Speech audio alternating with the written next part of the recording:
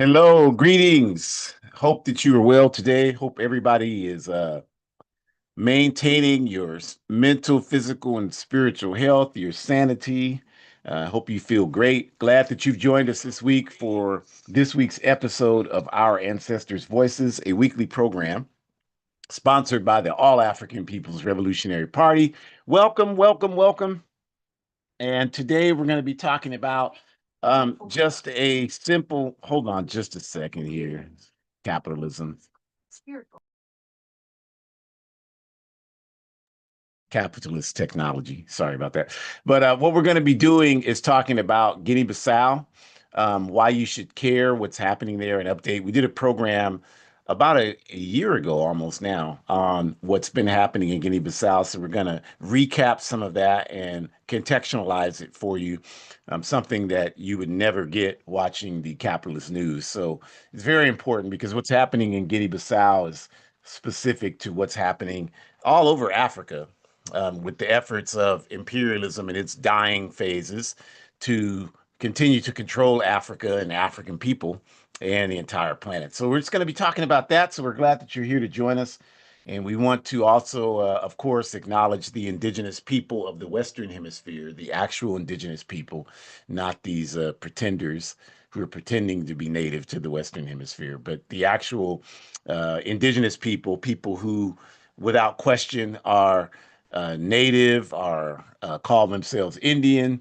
The term Indian was it's Latin. It means close to God. So there are many plains people in the plains areas of this backward ass country who still call themselves Indians. So those people that claim that identity claim indigenous, claim Chicano, Mexicano, Puerto Ricano, all of those folks in this region of the world are the true indigenous people of the Western Hemisphere. And so we acknowledge them and their fight to gain unity, just like we're fighting to gain unity. So we understand that and acknowledge it. And we also acknowledge their struggle to gain back their land because these lands belong to them. And one day soon, they will have them back. And so we stand with them in fighting for their victory. And of course, our African ancestors, we acknowledge with everything that we do. We are honored to be able to stand here and continue to try to do the best that we can to stand up to the enemies that we face. And we just want to acknowledge April 6th, 6 days ago, 1968, was the day that little Bobby Hutton was murdered by the Oakland police force, very close to where I live right here. And in doing that, he became the first member of the Black Panther Party for self-defense to be killed in service to the masses of African people. And so we acknowledge little Bobby Hutton. He was only 17 years old when that happened on April 6, 1968. And we acknowledge him. These are our troops. These are the people that fought for us, nobody else. So we don't acknowledge any mercenaries from the U.S. military. We don't thank them for their service. They didn't provide any service. They were mercenaries for international capital.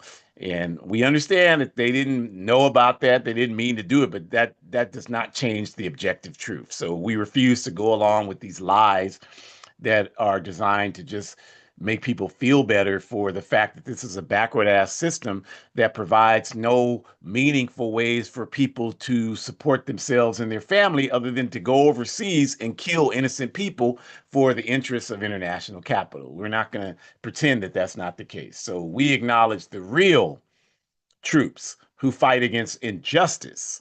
Don't fight for money, but fight against injustice. And little Bobby Hutton and the Black Panther Party, without question, represent that historical reality. So we thank them, we thank him, and we move forward. And we do that by just simply talking about who we are for those that may not know.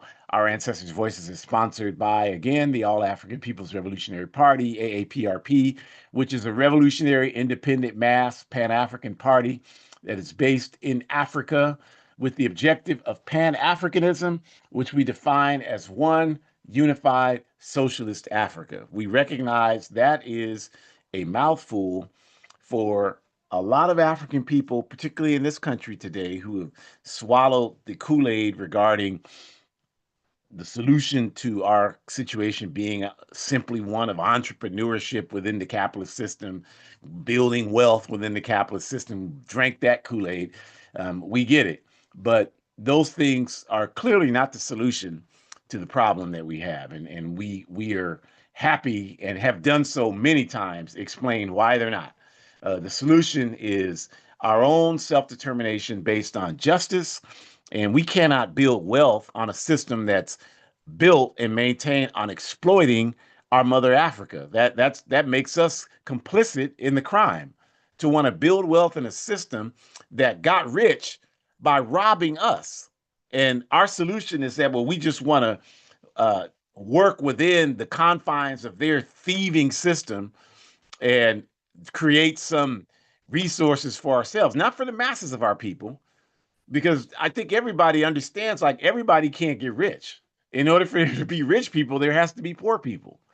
That's how people become rich. It's because people were poor. Everybody can't be rich. So clearly that's not the solution.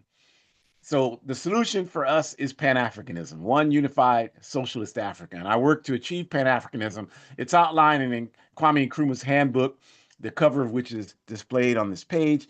And this program is hosted every Sunday by myself, Ajamu, and my biological, ideological daughter, Dr. Shakura Umi. So to get us started on this topic of an update on Guinea-Bissau, I turn it over to Shakura. Thank you. Appreciate you. Greetings, everyone. We hope you are doing well. Thank you so much for being with us today.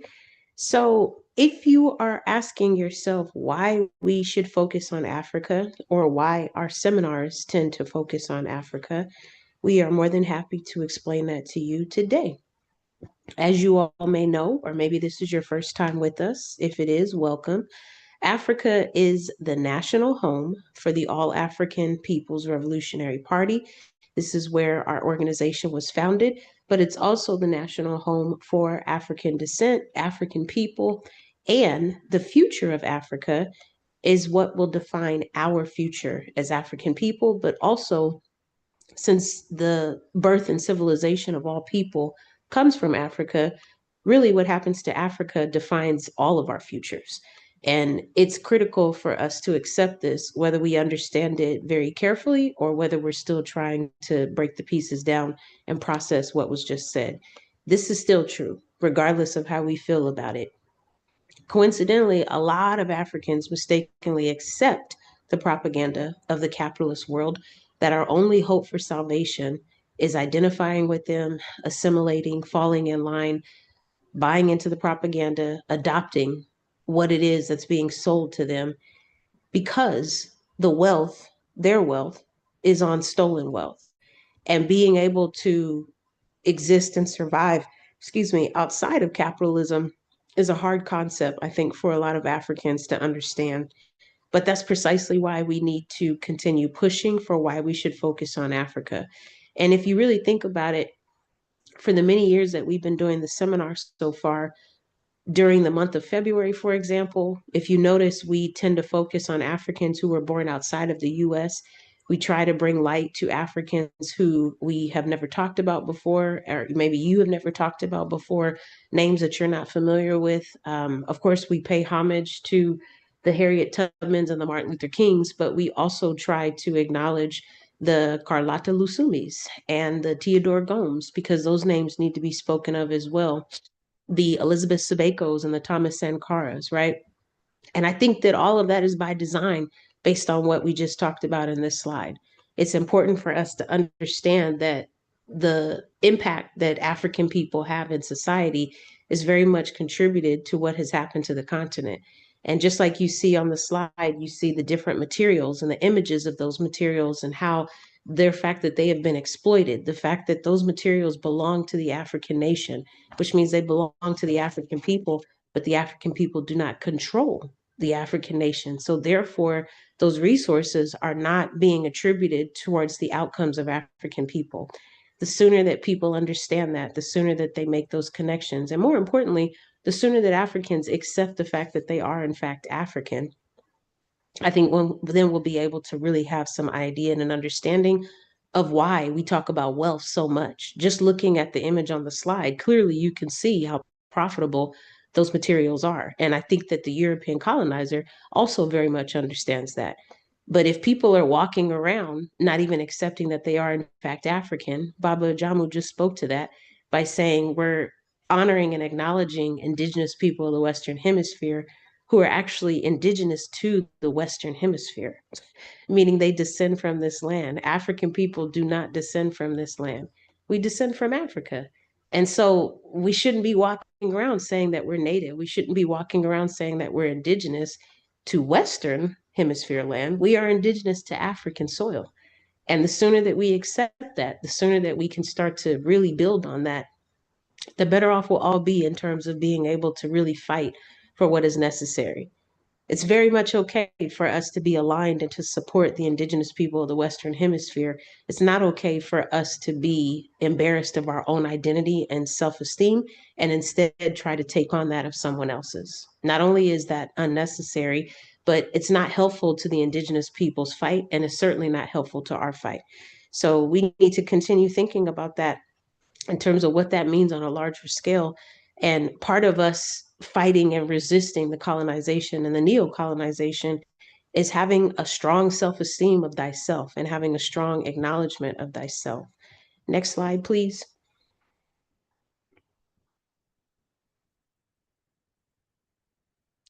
Okay, so why you focus on everything except Africa?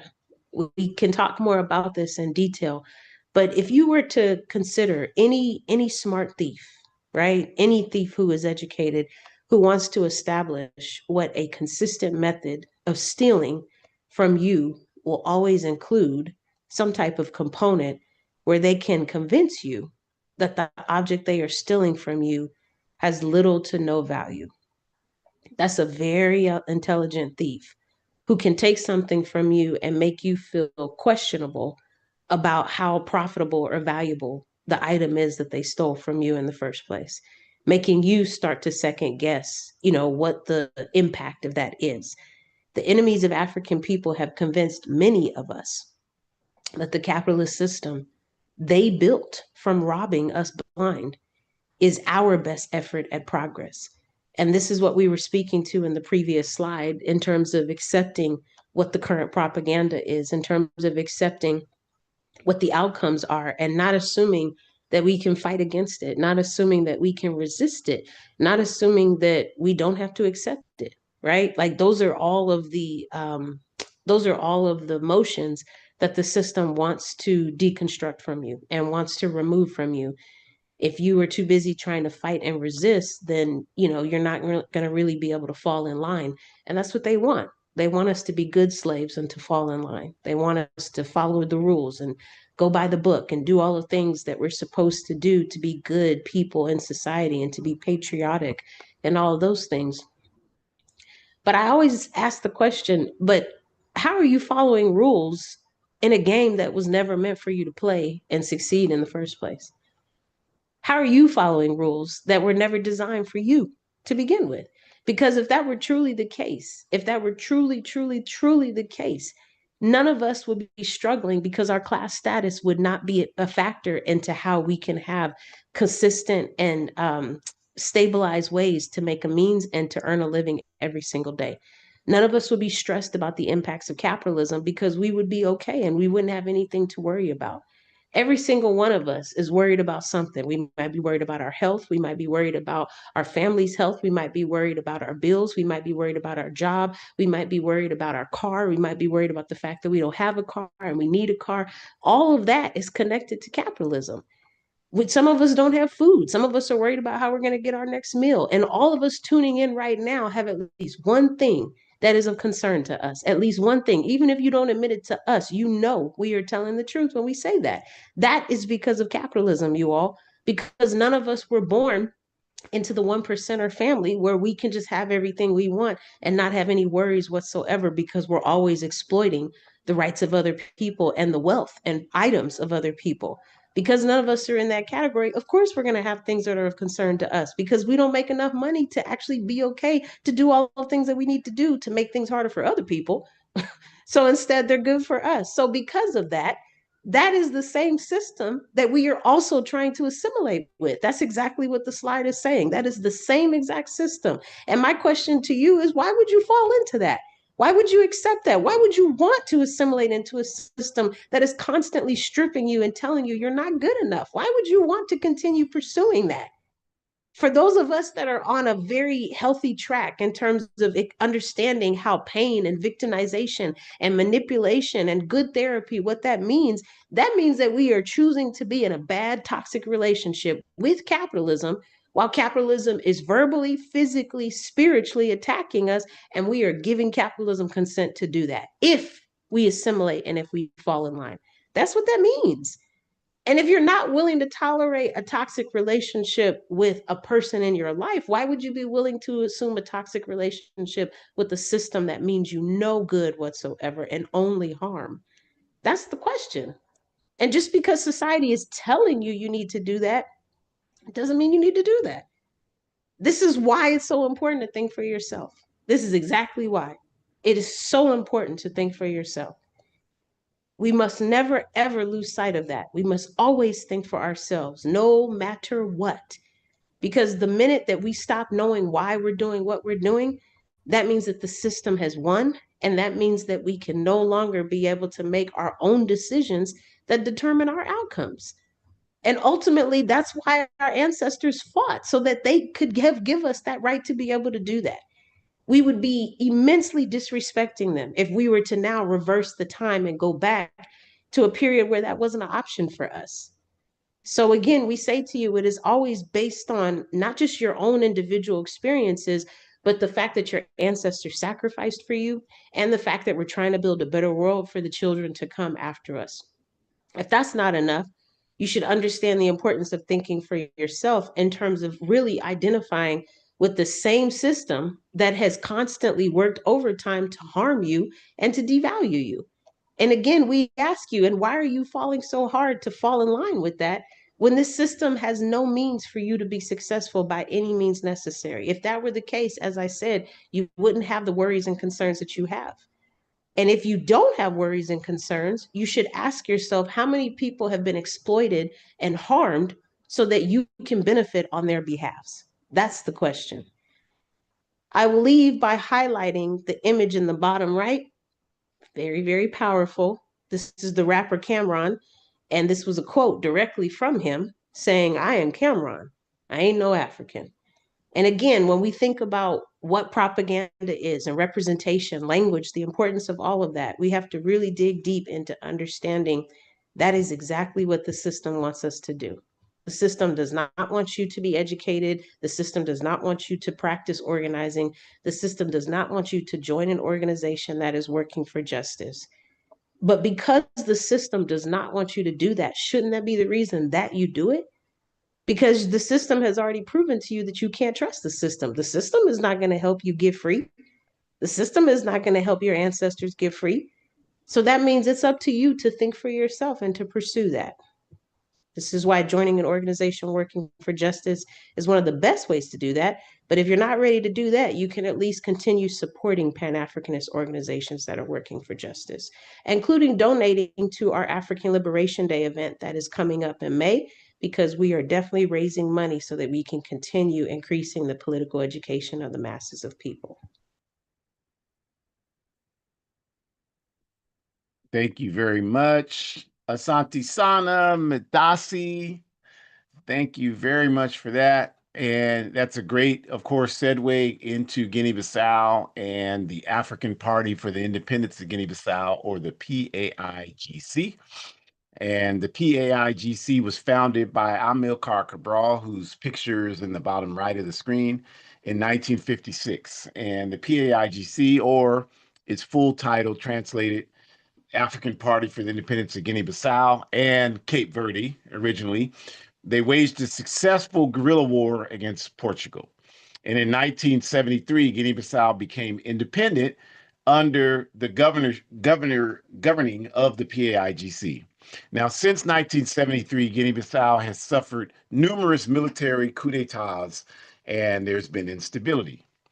But you have to understand the reasons for that and the reasons why this has been the story of much of Africa, right? Because in 2023, the World Bank, imperialist organization, right?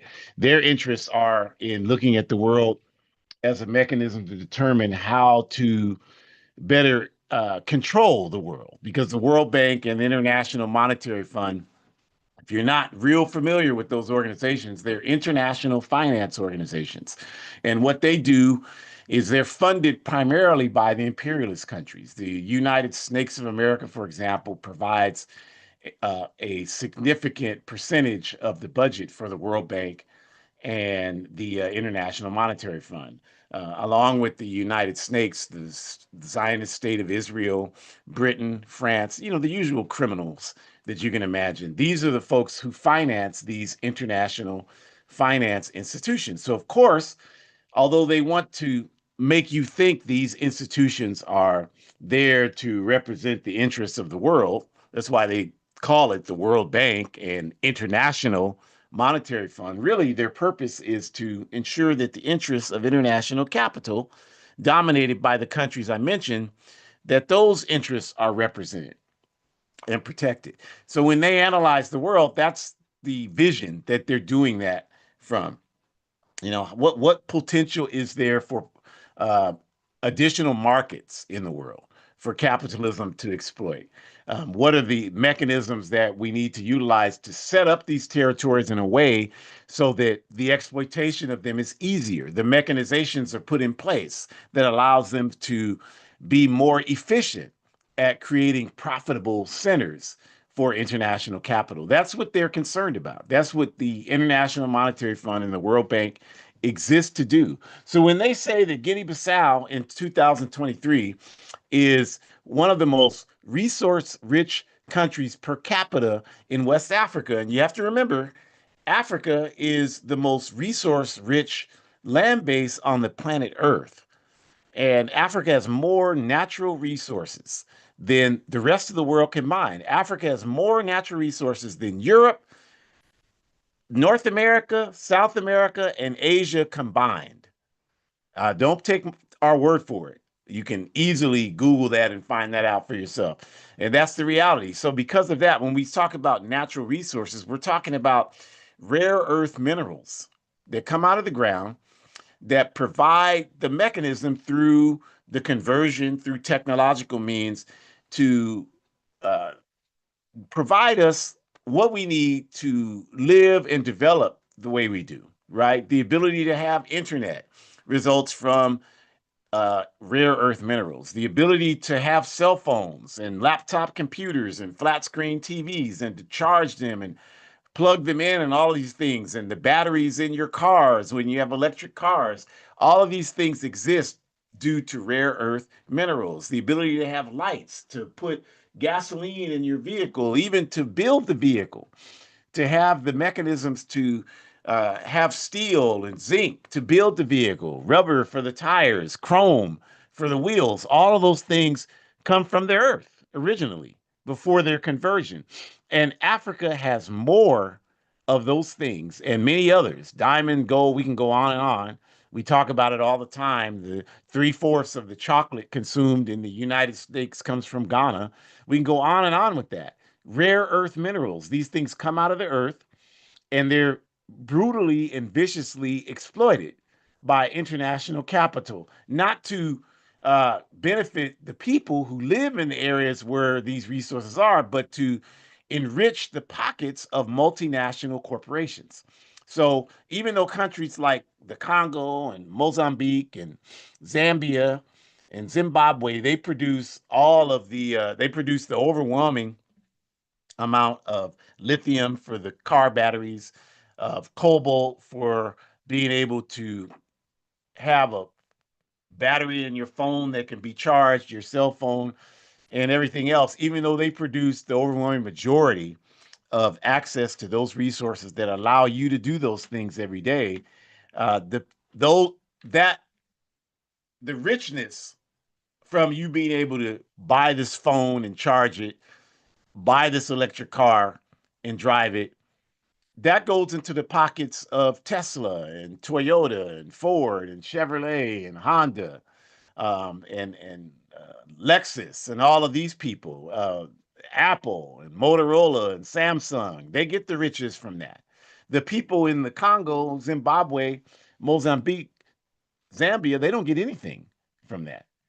In fact, they have a sum zero total because the lands are viciously exploited. When they exploit these lands to uproot these rare earth minerals, they don't take care of the land. They're not trying to uh, ensure that the land is salvageable where people can live for hundreds of years from now. They don't care. They go in and ravage the land to get the resources. They're trying to get the money now, the quick dollar, so that because they know they can come back and exploit another area later. So they don't even worry about that. And there's no oversight because the way neo-colonialism works is that the situation is set up so that the presidents of these countries in Africa, their sole purpose is to provide access to these multinational corporations to come in, ravage the resources, and leave. And the only thing they have to do to be able to do that is ensure that the leaders who are handpicked to sit in positions of power in these countries have money, are given mansions, have Mercedes Benzes and Rolls Royces, can send their children to school in the United States and Europe. That's all that they have to do to ensure that they have access to these resources. Meanwhile, the masses, the overwhelming majority of people in Africa have nothing. And then you ask the question, well, what does that have to do with those of us of African descent, Africans who are not born in Africa? Well, it has everything because that system can only work. Imagine this: there are 50 million Africans in the United States, right? There are 88, there are 100 million Africans in Brazil. There are Africans in Canada. There are Africans everywhere in the world. There are a large number of Africans in Britain, in France, in Germany, in Belgium, in Portugal. If we had a pan African consciousness in these countries and we understood that our interests are better served by being connected to what happens to Africa and not seeing ourselves as connected to what happens here in the United States of America, if we understood that, if we understood that our role is to destabilize the United States of America so that we can gain power for our mother Africa, and not that our role is to defend the United States of America. That's my role, is to defend America. This is my country. And all I'm doing is, when I say that, is I'm not defending my people. I'm not defending any people that are mass in this society. I'm defending international capital. So it makes sense, if you understand it like that, that it completely serves the interests of imperialism to have us believe that we are American and our interests are with the interests of America. And we don't need to care or pay attention to what happens to Africa. And we certainly don't need to identify with it. Going back to the picture of Cameron, who, he's representative of millions of us in this country. Never read a book on it. I don't even know the clown, but I can guarantee you has never read a single paragraph about African history. Never read anything like that. Doesn't know anything about it. Doesn't know any of the history. Doesn't have any understanding of the struggle that's been waged so that he's able to be alive today, in a comfortable position. How many of our people struggled to a lot and had no understanding of any of that? Just the only thing that someone like him has is a celebrity status, an internet account, and a mouth to vomit out whatever comes to his small, feeble-minded brain. That's all he has. And the rest of us don't even have the celebrity status. We have everything else. We have the feeble-minded brain. We have an internet account. And we have a mouth that vomits out whatever we vomit out of it, but we don't even have the celebrity status. And so this is why this is an issue today. Why we're so comfortable. I ain't no African. And, anytime anyone defines themselves in the negative, then that tells you all you need to know about how unconscious they are, right? If someone approached you and said, I ain't no human being, then there's nowhere else they can go with you. You're at that point, you're not like, oh, okay, well, tell us what type of being you are. You like, I want to get as far away from this entity as I possibly can. Because clearly it's not a positive to define yourself in the negative. That has to mean that you represent something that's not in the best interest of yourself and everybody else around you. Even if you don't understand what that is, that doesn't make it any less true. So this is the problem with this type of backward consciousness, lack of consciousness that we have. And that's why we have to understand it in order to understand what's happening in Guinea-Bissau and the rest of Africa. And also, by understanding what's happening in Guinea-Bissau and the rest of Africa, we can better understand ourselves because it's all the same system. And that's why when we talk about the core issues of the day, like all of Africa, there's been a scramble to control Guinea-Bissau for regional resource control reasons since the Portuguese were kicked out in the anti-colonial war in the early to mid 1970s. And for example, for several years, Guinea-Bissau has been used by drug cartels. And I'm talking about drug cartels here in the Americas, right? In South America, in places like Colombia. Guinea-Bissau has been used, it served as a transit hub for cocaine shipments to Europe. So what that means is that these entities set up shop in Guinea-Bissau and they use that as a way to transport these drugs to the European continent. And in order to do that, if you can imagine for a minute, several things would have to be in place. Number one, you would have to have a mechanism of instability. You would have to have a mechanism of instability because that's the only way you could create and sustain something like large amounts of drugs being transported through a country is ensuring that the country was unstable. And, if you go to Guinea-Bissau, and I've been there, you see immediately the spirit of the people. The people there, I've been all over Africa. The people there are some of the warmest, most wonderful people you could ever meet. When I was there in Bissau 3 years ago, I wanted a hat. Like in the previous slide, I'll go back to it. The hat that Amilcar Cabral is wearing, I wanted one of those hats. Now, I did not know that the PAIGC, when they welcomed us as new members of the PAIGC, those of us in the APRP, they awarded us, um, each of us, one of those hats. But that didn't happen towards the end of the time we were there. So I didn't know that was going to happen. So I was out on the street walking around trying to find one of those hats that, only way I knew to identify it was a Milcar Cabral hat, the hat that Milcar Cabral wore, because he always wore one of those hats. And a lot of people in the country today continue to wear those hats. So I wanted one.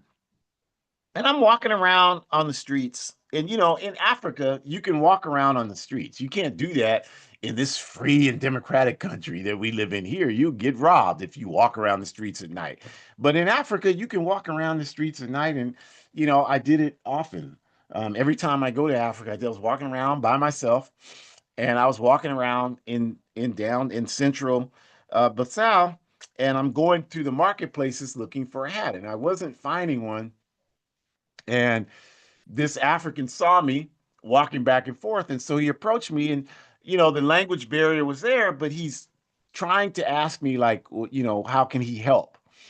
And I told him I want, they told me how to say hat. I can't remember now, but how to say the word hat in Portuguese. So I kept saying that word, and I kept saying Amilcar Cabral, and the word that translated to hat. And he was like, oh, okay. So he said, basically motioned me, follow him. I mean, we walked for about a mile, you all. And he took me to, bless this brother. He took me to a barber shop. He interpreted it to mean that I wanted a haircut. And, I tried my best to explain, I don't have any hair. I don't want a haircut. I wanted one of the hats. And I didn't get a hat that day. Of course, as I mentioned, I got the hat eventually, which I wear proudly often. But my point is that this is the reality in Africa, the people in Guinea-Bissau, the warmest, the most wonderful people. Try to get somebody to walk with you, you don't know, to take you somewhere a whole mile in this backward ass country. Even if they understand every word that you're saying, it's not going to happen. And if someone does offer to walk you a mile here, you got to be worried about what they got in store for you. That's just how backward this society is. But you have to have instability to be able to set up that kind of reality where, the drug cartels can operate like that.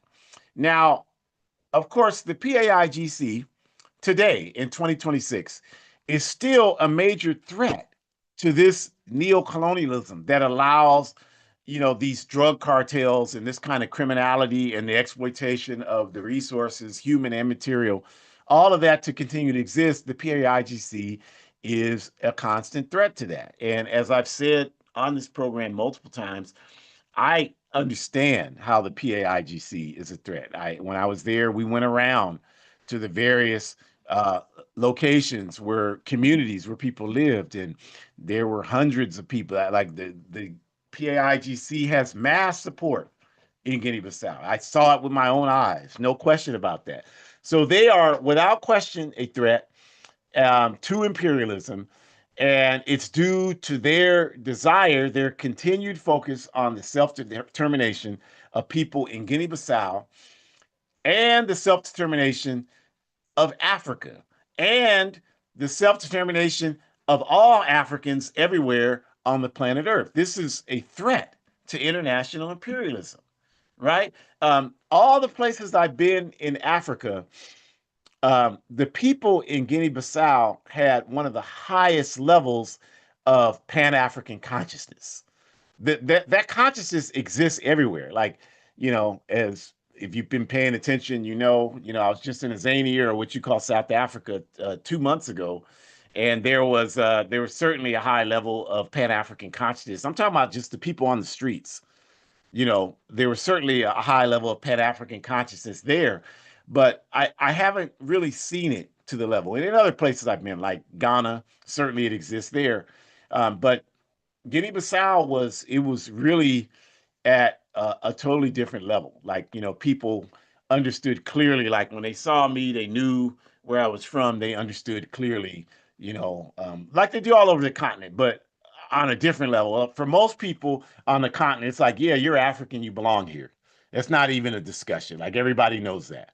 Wherever you go in Africa, contrary to what you've been told here in this backward cesspool, that's the truth. And if you ever go there, you'll see that for yourself firsthand. As soon as you get off the plane, that'll be very out. You'll realize I've been bamboozled. They've been lying to me all these years. You'll know that immediately. That's not even anything I need to say anything more about.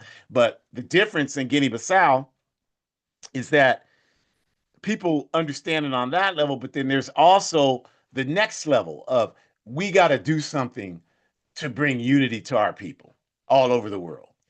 So there's self-consciousness. There's consciousness all over Africa. Yeah, we're all Africans. You're African, you belong here.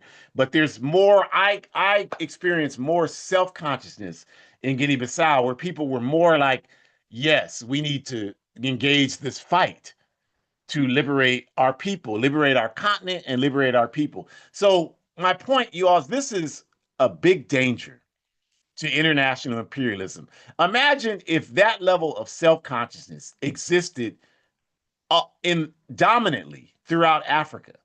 If it existed dominantly throughout African people everywhere in the world, the imperialism's days would be numbered. So this is their concern. So of course, neo imperialism is going to use neo-colonialism to focus on continuing to ensure that Guinea-Bissau remains unstable. That's very important. They don't want that type of consciousness to spread. That's a death knell for international imperialism. So we go back to 2023, and what happened in Guinea-Bissau is that the PAIGC led the effort to build a political coalition in the country called the PAI Terror Coalition. And in 2023, national elections were held in Guinea-Bissau to gain political power, to bring the PAIGC back to political governorship in the country. And the country was led by this man, Umaro Sissoco Embalo, and he was the neo-colonial president. You know, again, like I mentioned, his role in the country was to make sure international capitalism had unfettered access to everything.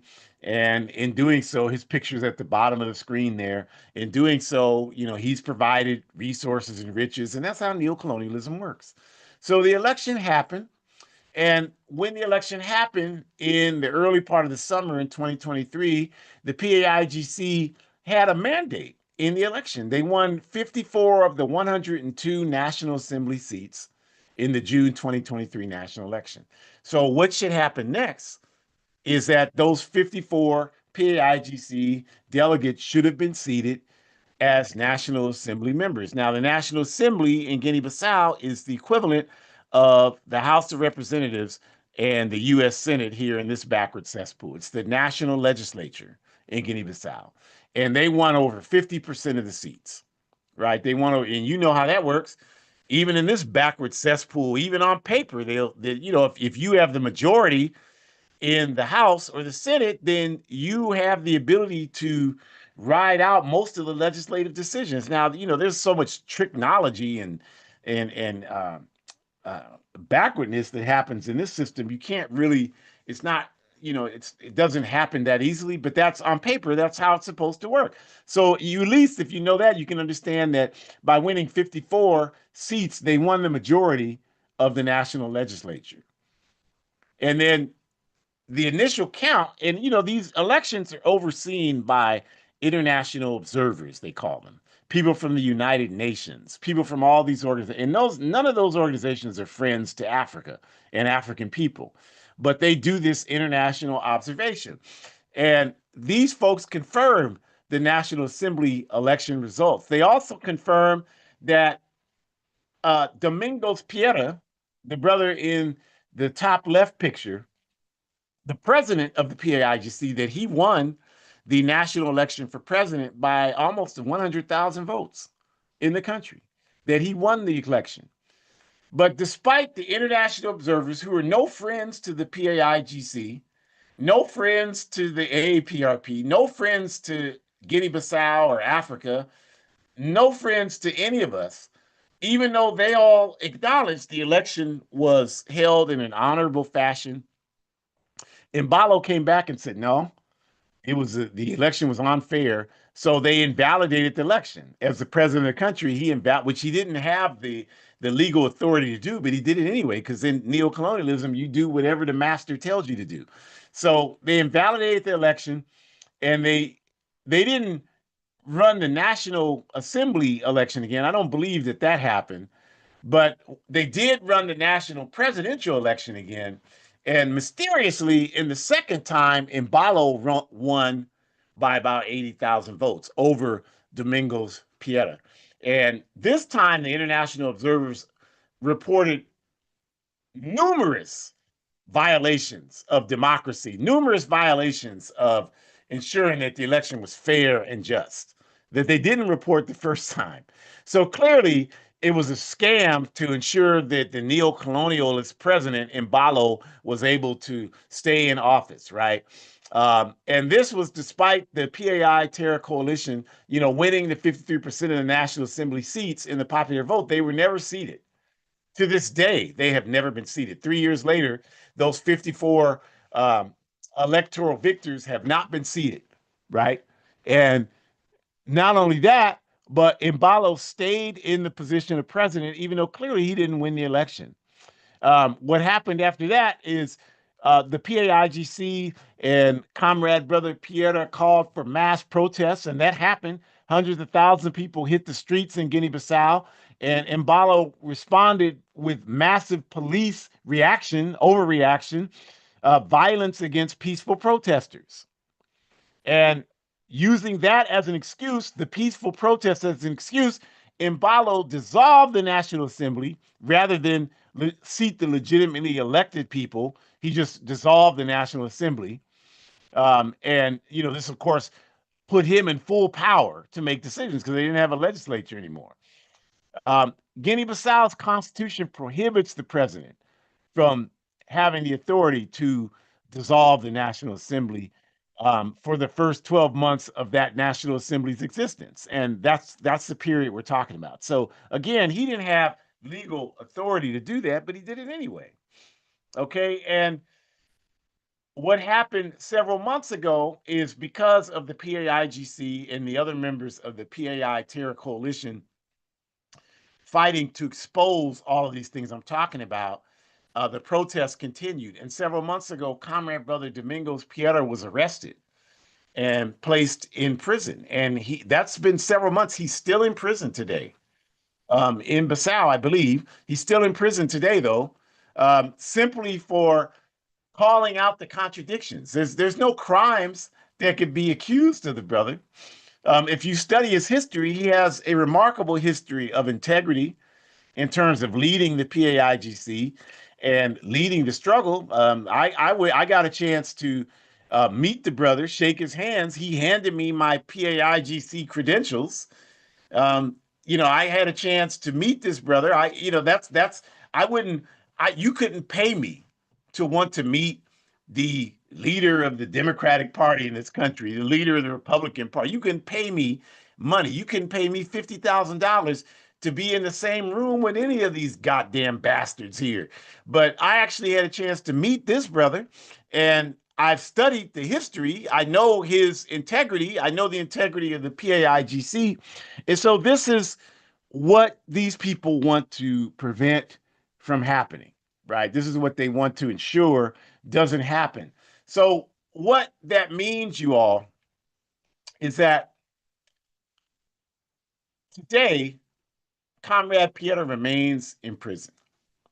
Today, Guinea-Bissau remains in upheaval because of this. Today, the cartels are still permitted to operate basically with impunity, right? So what the question you have to ask yourself, whenever you have questions about anything going on in the world, in your personal life, whatever it may be, the fundamental question you have to ask yourself is who benefits by what's happening? You've got to train yourself to understand how to ask that question and where to go to get the answers to that question. So when you talk about what's happening with Iran right now, you got to ask that question. If you don't know all the history, now myself, I've read a lot. I understand. I can tell you a lot about the history of the country of Iran, but you don't have to know that. It's not. It's good if you know it, but it's not. Don't. No one is saying you have to know that to have a perspective on what's happening with Iran, but you do have to ask that question: who benefits? And if you ask that question and you begin to analyze the data available to you, you can come up with your own answer. For example, clearly, the people of Iran don't benefit by what's happening right now. They're not benefiting. The people on the streets of Tehran and all of the country of Iran, they're not benefiting. You know that. I mean, only an absolute fool would argue that they're benefiting, right? And I say that meaning that you have to understand how to evaluate um, what the sentiment is in a country. You can't just look at some people from Iran who live in the United States of America or in Europe and who, benefit from privilege and prestige, people from Venezuela, people from Cuba who benefit from uh, uh, all of these things that imperialism has provided to them. You can't look at them, the small number of them, and base your assessment on that. You can just look at the people on the streets and make a determination. So clearly, the people in Iran are not benefiting. Clearly, in terms of this country targeting Iran, the people in this country, the massive people in this country are not benefiting. How are they benefiting from? And this is, gets to the core of this contradiction about the U.S. military. I mean, some of you all continue to, we'll talk like we're talking, and you'll be like, yeah, I can't disagree with that. And then as soon as you see some of these goddamn people, thank you for your service, like you're full of shit. You're full of absolute shit. You're such a goddamn coward. You can't even just not even do that because you're so eager to fit in and be validated by this backward ass system. I mean, you make me want to vomit in your face with that bullshit. But the reality is that you cannot even argue that any of this bullshit benefits people in this country.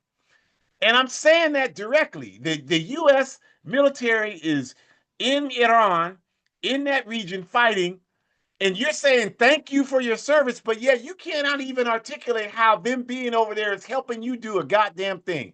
You're paying $25 a gallon for gasoline because of this bullshit. You know, you're paying so much more for your food.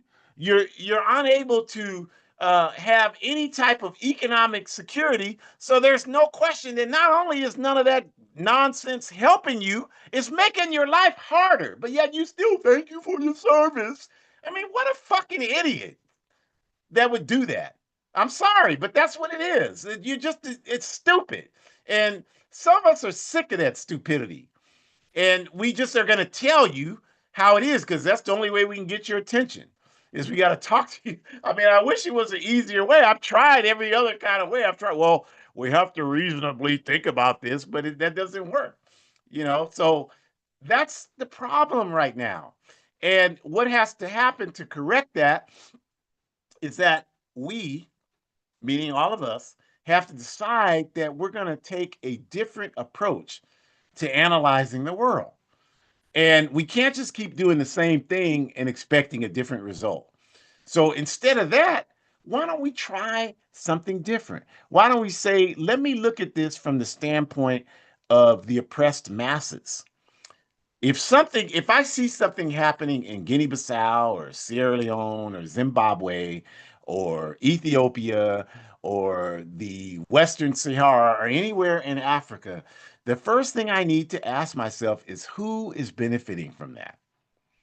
Who is benefiting? If I see upheaval in Nigeria, if I see these racist bastards talking about they're slaughtering Christian people in Nigeria, who benefits from that analysis? If I see these same racist bastards talking about white colonial thieves in Azania, South Africa, are being killed systematically, who benefits from that analysis?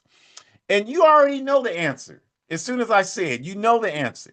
You know that no African people in Azania are benefiting from that.